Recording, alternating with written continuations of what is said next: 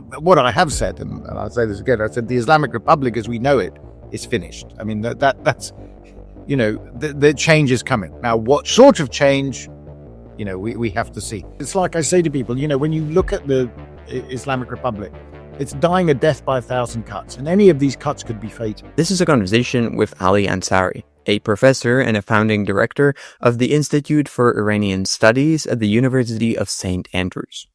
Professor Ansari is one of my favorite experts on Iran. He has incredible insight and extremely interesting views on Iranian foreign policy, its domestic politics, and the future trajectory of the Islamic Republic. And so we talk about how the 12-day war changed the country. How will Iran change its grand strategy after the approach that it pursued for 3 decades seems to have failed? Whether it will now race to get a nuclear weapon, or why Ali believes that a fundamental change of the Iranian regime has already started, and why the coming years will see the end of the regime as we know it. This podcast can exist thanks to its supporters on Patreon, to whom I'm deeply grateful, and who get a bunch of perks, including full ad-free episodes and bonus content in return. And if you want to get more geopolitical analysis to help you filter all the noise from the stuff that actually matters, you can sign up to my newsletter, where I break down big picture geopolitical stories, trends, and patterns. You can find the link in the description. And now, enjoy the conversation. So welcome to the podcast. You're very welcome. It's I think it's good to be back. Is that right? That's correct. Yes. Well, so the reason I wanted to speak with you, what I think is going to be the main point of our discussion, is that it's been now a few weeks since the Israel-Iran 12-day war, and I think that it has been taking up a lot of space in the news when it was happening, but ever since, it went away pretty quickly. And I was wondering what, in your view, has actually been the impact of the war in Iran since then. If it has in any way, or in what way, if it changed the country, the mood, or the politics, and how has it impacted the country since it ended? Well, I think it's undoubtedly impacted the country. I mean, I think you highlight a very important point, that the way in which the international media works is it focuses very specifically on a sort of event. And then suddenly, once the main excitement is over, so to speak, the attention moves on. And, part of the reason for that, of course, is that you don't really have any international journalists in Iran. So it's not possible to test. I mean, I know the BBC got one journalist in for a very, very short time and was able to do some sort of assessment of more popular views, not just the official views, but the more popular views. And so in some ways, what we're limited to what we can see on social media, and obviously what is officially put out. And we can read between the lines of what the regime wants to do. The regime has an official narrative, okay, and the official narrative is that it won the war, believe it or not, okay, so that it believes it won, and it's putting out quite forcefully that the US and Israel were forced to come to the table. But I think the more important thing for them is they want to sort of present a line of national solidarity. So their argument is that everyone rallied round, and, Donald Trump and Netanyahu called for regime change. They called for unconditional surrender. I think both highly risky, shall we say, and dubious things to say. And I think sort of war aims, if I can put it in that way, that allowed the Islamic Republic to claim, some very easy sort of talking points, principally because it's very difficult. And I think this is something that people need to be aware of when you're looking at the consequences of a conflict like this. And this is a conflict, by the way, that far exceeds the 12 days of the hot war. I mean, this is a sort of rivalry, as we know, that's been going on for a very long time, and certainly since the Islamic Revolution. The Islamic Republic has had a very, very strongly antithetical view to the state of Israel. In fact, obviously claims that the state of Israel should not exist, and has actively worked towards that end. I mean, this is the important point. When people draw comparisons, it's not that easy to draw comparisons. You're dealing with two states in which one state wants to see the other state eliminated. So, and has actively worked towards it. So, I mean, it's not easy to draw very straight comparisons, say, with Ukraine and Russia, for instance, which some people want to try and do. But the consequences in that sense, if you look at it, I think will be much more long term medium to long term. So in the initial instance, normally what you see, and I described this in a piece I wrote, that, what you see during a wartime situation is a sort of an adrenaline rush. And people will get very agitated, angry, anxious, worried, frightened, every emotion you can throw at it. I mean, obviously this is what happened. You don't expect this to happen. So they will react in very, very instinctive senses. And in some ways it offers a window into, what they really feel. And people can say that, that it shows something. On the other hand, once the adrenaline rush recedes, it collapses, you then get that sort of element of, what the hell just happened? What is going on? And then people start to question. Now, the interesting thing for me is the time between the adrenaline rush and the dust settling has been quite short. It's been shorter than I thought. Okay. I thought the adrenaline rush would last for weeks, not months, but certainly weeks. In actual fact, it's probably lasted a few days. This is, and what's happened is people have started to question. And the interesting thing is, it's not the sort of quote the usual suspects. There are many people who would, who are normally the dissidents and the opposition, of which they are great, probably the majority of the population, by the way, who have no affection for the Islamic Republic at all, and unsurprisingly would be very critical. What's more interesting is the people who are, slightly closer to the regime, the sort of not the ultra loyalists, but, the ones that are by default loyal, who sort of think, well, given a choice, the Islamic Republic is the best option we have. They're the ones that I think are most interesting in terms of the reaction. And,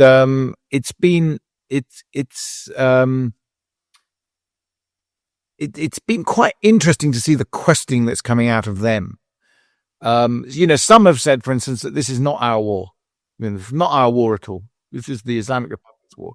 There are other people who have said, no, I will always fight for Iran, but don't confuse my willingness to fight for Iran as support for the Islamic Republic. I mean, in both cases, the Islamic Republic does not come out well out of it. And of course, this is, I think, a problem they're facing now. So, I think the consequences will begin to unfold as you see, because all the problems that the Islamic Republic had entering this conflict, it still has. And if anything, they are worse. So even before this conflict emerged, people like myself were saying that we're in for a summer of real turmoil because they can't provide gas, they can't provide electricity, and they can't provide water. Okay, there are serious shortages. And, in the summer heat in Iran, 40 degrees, it gets quite difficult when you can't put your cooler on or something, or your air conditioner or water. Right? So in some ways, what this war has done is it's focused minds in a different way. It's maybe given the regime a sort of a very short-term boost. But then as that adrenaline rush collapses, they're going to find themselves in an even worse situation than they. So prior to the war, I would have said what you're seeing is a steady decline. Okay, a steady decline. And, we all said there might be black swan events, that could increase it. So, for instance, I don't know, there could be a gas explosion or something, people, a bit like what happened in Bandar Abbas beforehand, where you had the huge explosion in the port. But, these things are not predictable. So you will say there's a steady decline. What this has done is it's given a quick sort of jolt of, energy in a way in the opposite direction. But just as you go up suddenly, you're going to go down much more steeply. So this is what, and this is what I say to people you have to look out for, because it's not like the regime was in a good place before this started. This is the issue. So it will receive an immediate boost, and then it will probably dip again very, very badly. And, we have to wait and see. I mean, I thought a lot of this will have to be, we'll have to see what, we'll have to see how that pans out. But what I have said, and I'll say this again, I said the Islamic Republic as we know it is finished. I mean, that's, the change is coming. Now, what sort of change, we have to see. I think, again, and I've written about this, people talk about regime change very, very loosely. Nobody really defines what we mean by that. Yeah. So when they talk about regime change, if you and I talk about regime change within a Western economy, we talk about Afghanistan, Iraq, and this sort of thing, right? And really, what are those exercises in nation building? They're not actually exercises in regime change. I mean, they're regime change followed by nation building. It's a nation. The regime change actually in both cases worked very well, by the way. Okay, it was the after. It was the nation building that was a disaster, right? So, if you look at it in a very blunt and crude terms. But again, what are we looking at in Iran? What we're probably looking at is regime failure. Yeah, not necessarily regime change. We're looking at the collapse and the failure of the state because it is unable to deliver. And now what comes out of that is quite interesting. And I suspect, in my view, is that what you'll see is that a group of individuals will get together and will say that we have to bring good governance. We have to deliver. We can't go on like this. And that will not be regarded as regime change. It will be regarded as a sort of a change in government, shall we say? Yeah. But that in itself will inaugurate a process of regime change in the longer term. People will, because you'll see a different direction of travel, and that's what I would be, would look at most. What you're going to see as a sort of gradual shift, but ultimately there are some serious changes in route. It'll just probably take a bit longer than we think. I want to talk more about the internal domestic political dynamics and what's going to happen in the future. But maybe before that, I wanted to talk about the geopolitical aspect of it as well. Yeah. Because in my view, the way I see it, the war between Iran and Israel has been sort of a culmination of this longer process for Iran when its grand strategy of how it projected power and trying to influence the region sort of failed through the dismantling of the proxy network, and then the war showed that the deterrent that maybe Iran had is sort of no longer there either. And I wonder, what do you think the view of all this, and what do you think the thinking about this is now in Tehran among the regime? Do you think that the people in charge of it acknowledge that the strategy they had so far more or less failed? And if that's the case, are they thinking about what to replace it with, or just double down and try the same thing again? The depressing thing, Dominic, which I think is that there's a hard core that think they've won. Okay. And they think it's simply a case of rebuilding, the various things that they lost. Okay. I have to say that reading between the lines saying that, I think it's a very, very small group of people now who think they've come out of this relatively well. I mean, and I'm talking about geopolitically. I mean, let's talk about the region. I think a lot of them now realize that Hezbollah, the whole debacle in Gaza, catastrophe in Gaza, really, the loss of Syria. I mean, I think the loss of Syria is what has been felt very, very acute. I think a lot of them realize now that this has been a fiasco. And I think you're quite right to say that I think there's outside the sort of the hardcore loyalists, there's a sort of realization that things have to change. So now, whether this will have an impact in some way in terms of policy making in the immediate future, I don't know, because I mean, the whole thing is a mess. And the reason why I say that is because their focus is internal. Their focus is not external anymore, right? Their focus is internal. But nonetheless, if you look at it, there was one person came out, and I thought very entertainingly, he said in the last war, i.e. the 12-day war, he said, Hezbollah offered a couple of pronouncements in our favor, but they didn't fire a single missile, he said, I think it's the most expensive pronouncement in history. We spent all this money and all they did was that. And basically they're sort of acknowledging that, there's a problem here, that their whole strategy in the Middle East has failed. Khamenei, until the beginning of this war, was quite convinced that, the tide would turn, and he would say repeatedly, he said, it's a matter of time before the Syrian people understand the error of their ways and come back and blah, blah, blah, blah, blah. I mean, obviously nothing like this it's not going to happen, right? And I think this, that sort of element of denial is now being replaced by an element of, we really have to rethink, what the hell is going on. And, there is an argument, and I know the New York Times, I think, has put this out, or I can't remember actually, the New York Times or the Washington Post, you have to correct which one it is. One of the American papers, anyway, has said something like the more moderate voices have taken the upper hand in Iran. That is Pezeshkian and some of the others, and they want to rethink about it. Now, that's possible. I mean, I think it's too early to say whether they have a clear hand in this. I think the problem they have in Iran is that there are very many sort of hardliners who refuse to believe that they've been defeated. So the idea that this new revised approach is going to be led by people like Zarif and Pezeshkian and others, I certainly see that as the direction of travel.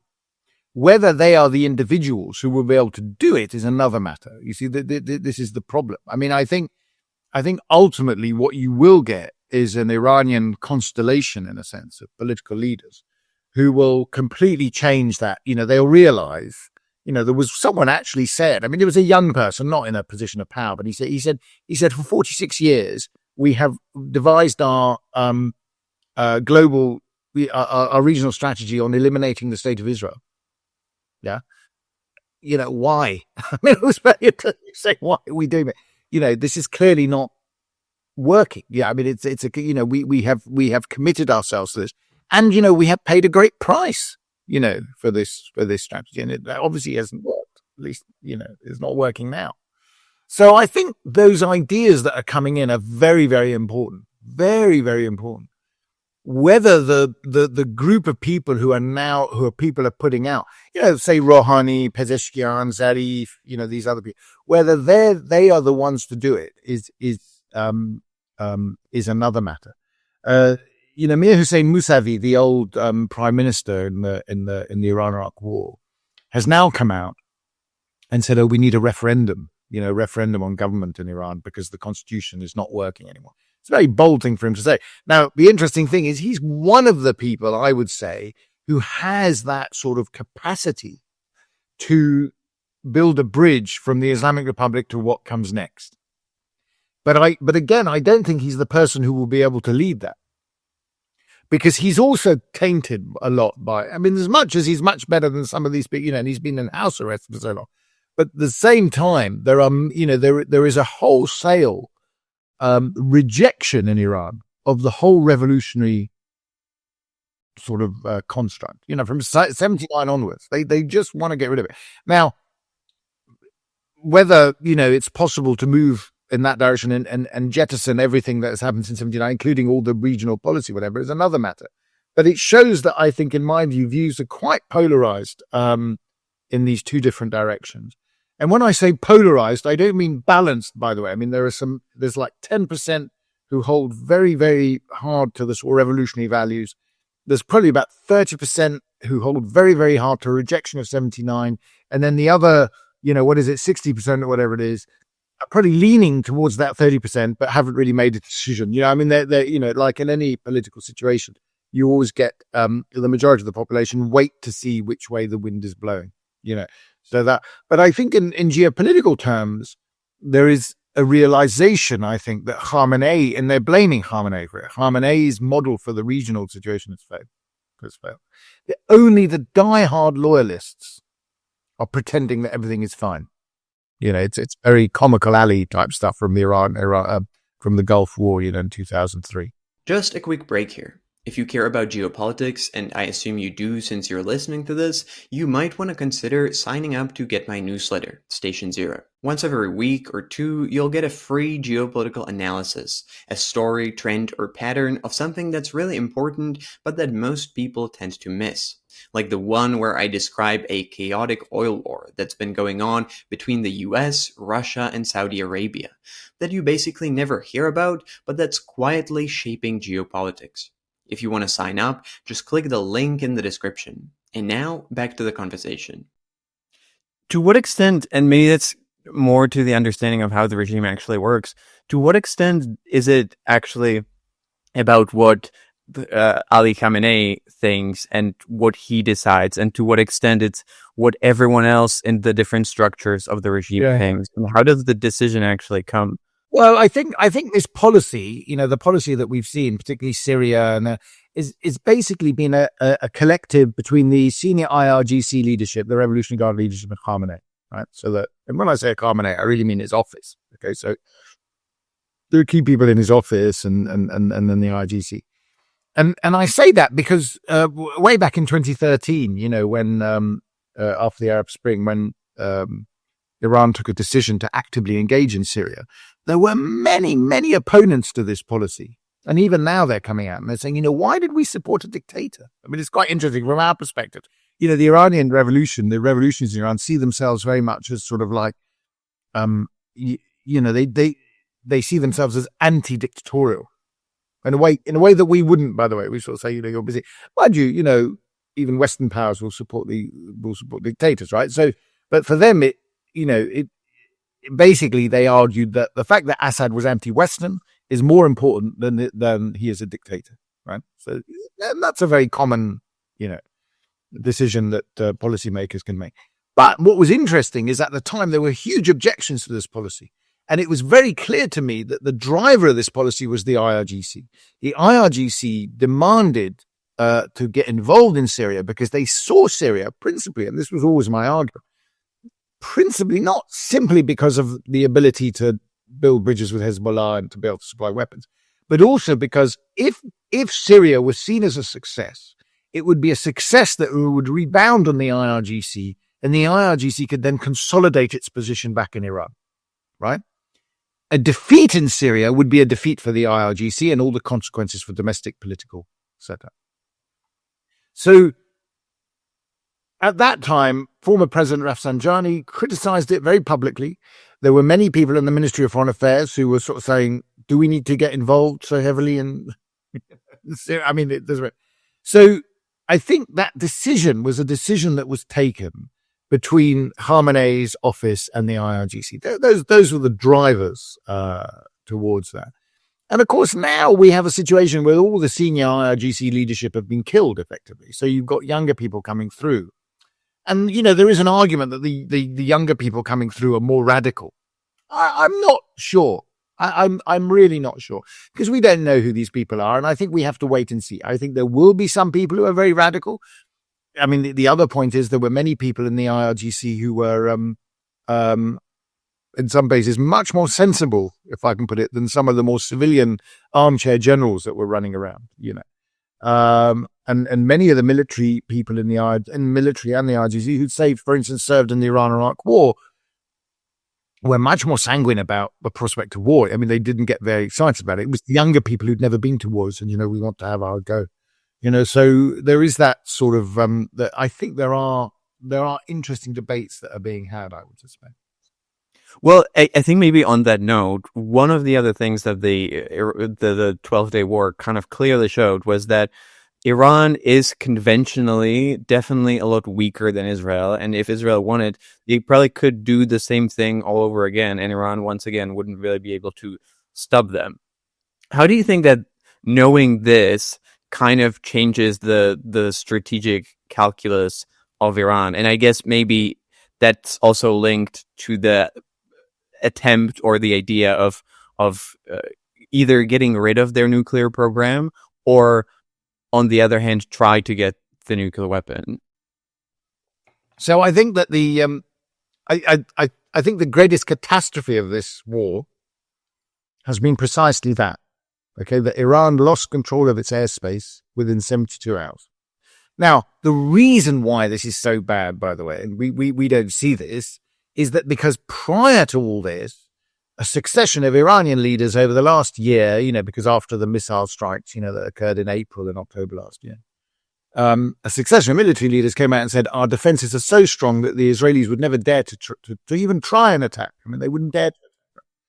And we will flatten Tel Aviv and we will do this and that and the other. I mean, basically also, by the way, the Iranians have no qualms in their rhetoric talking about civilian casualties. I mean, they said, we'll flatten it. And of course, this was a huge embarrassment. And the embarrassment was very apparent when Araghchi, the foreign minister, wanted to go to the meeting in Geneva. He basically had to get permission from the Israelis to leave Iran. I mean, this is absurd, right? And of course, for many Iranians who sort of grown up with this notion of Iran as an emerging power. And, you will have seen many books that have come out saying Iran is a great power and emerging. I mean, I always said this is a lot of nonsense, people are talking about, but nevertheless, publishers were keen to publish these books and it's all very sexy. And, but even then, remembered, they had been fed a steady diet of what the Shah did in the 1970s and Iran is the fifth, So they look at that and then they say, what the hell did the Islamic Republic do? That our defense is so useless. I mean, what the hell is that? And this was the thing. Even people who are not pro-Islamic Republic at all felt a degree of shame actually at this. They said, now, how is it possible that the Israelis can... And this realization, and as the Israelis have made it very clear, that they are happy to continue attacks later. So what does Iran do? The first thing it tries to do, of course, is to rebuild its air defense. Actually, when I say rebuild, I think just build it, let's rebuild it. Because originally, of course, the Iranians, and this is part of their problem, of course, because they are so keen on self-sufficiency, even when the Chinese earlier had offered to sell them, air defense, missiles and stuff like that, and planes, the Iranians said no. Now, one of the reasons for that is money. I mean, they weren't prepared to pay the money, right? Two, was basically also this belief in self-sufficiency. We can build it better. We can build it domestically better. And the Iranians would puff out all these sort of like, this is our air defense missile, whatever. And, people sort of realize actually it's a bit of a joke. What they've built doesn't really work. But now they're probably thinking, do we now go and get, do we buy stuff from abroad? And of course, their principal supplier originally was Russia. I mean, Russia has failed dramatically actually to deliver on any form of sort of alliance. This idea that they would be getting S-400 missiles or something, they never got them. And also the new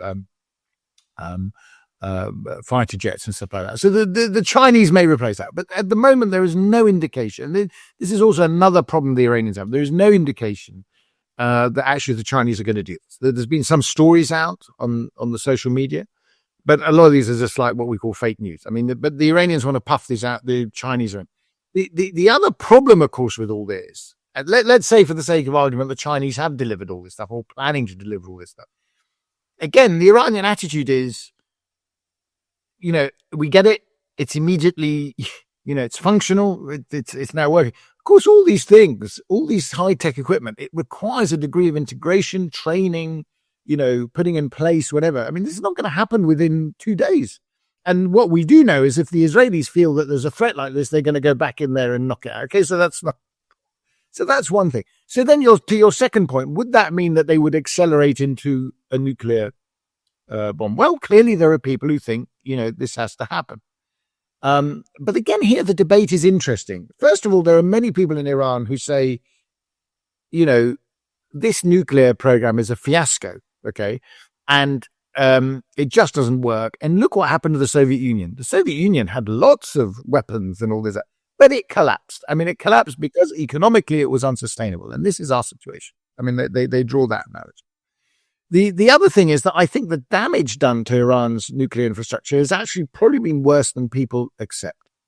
So we always, have this notion that the Iranians are more cunning, clever, better at defending. If the 2 weeks war shows us anything, is that this is not true. This is not true. I mean, if that was the case, let me give you an example. All these senior leaders of the IRGC that were killed on the first night, sitting in their beds in whatever. And people said, how on earth did the Israelis know where they were? Okay. Now, one of the arguments is that they were all using WhatsApp on their phones, okay? And because they were WhatsApp on their phones, the Israelis were able to target them. I think it's probably more than that.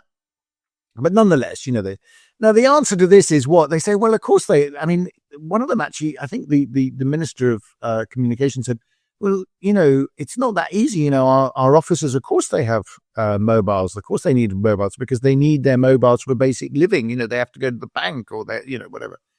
Now, for me, that was a very bizarre. You would think, for instance, that senior military officers would have, phones that had been vetted, cleared, were not on the general network. I mean, even here, that's what, Even here, if I go, in my university, the university gives me a university phone sometimes. You know what I mean? It's not that it's secure, but in terms of being hacked or in terms of being, the cyber crime and whatever, even basic companies take measures to protect their staff, by having phones and whatever that are cleared, virus clear, whatever.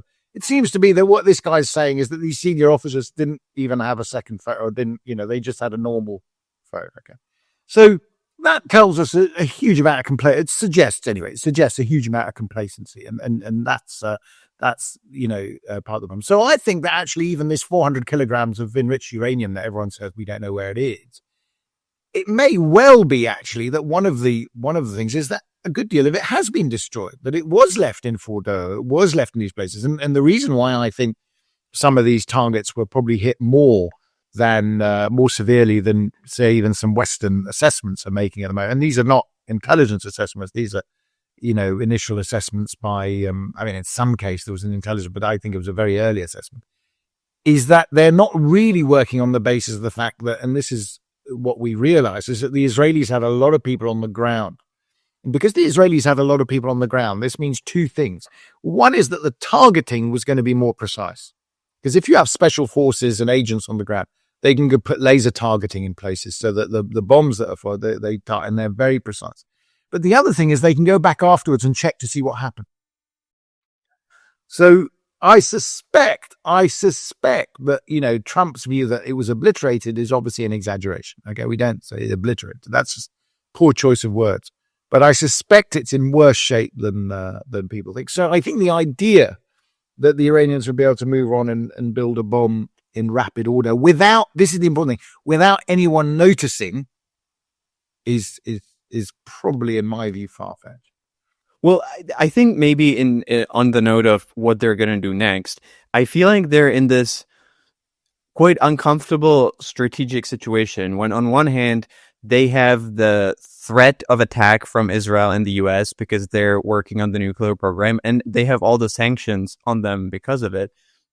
But so they all have all the costs, but at the same time, they don't actually have the nuclear weapon with the deterrent, so they don't have any of the benefits. So they're in a situation when they're sort of saying they're working on the program, but they don't have, they're never, or they're not getting to the goal. So they're kind of stuck with the worst of the both worlds. And from my perspective, it would make sense to move either one way and give it up completely, or the other way to finally get it and have it. I think there will be, I think you're right in that there will be a vigorous debate about it. Thank you for listening to this conversation. If you'd like to hear the rest of it, you can find it on my Patreon. Click the link in the description or go to patreon.com/decodinggeopolitics. And if you decide to become a supporter, you get bonus content, Patreon-only episodes, and you will be able to ask questions to my future guests. And here's what you can see in the bonus part. But that regime failure, I think, is a distinct possibility because the regime is struggling. There's no doubt about it. There's no chance in 5 years that what you're going to see is the same thing. It will have changed by then.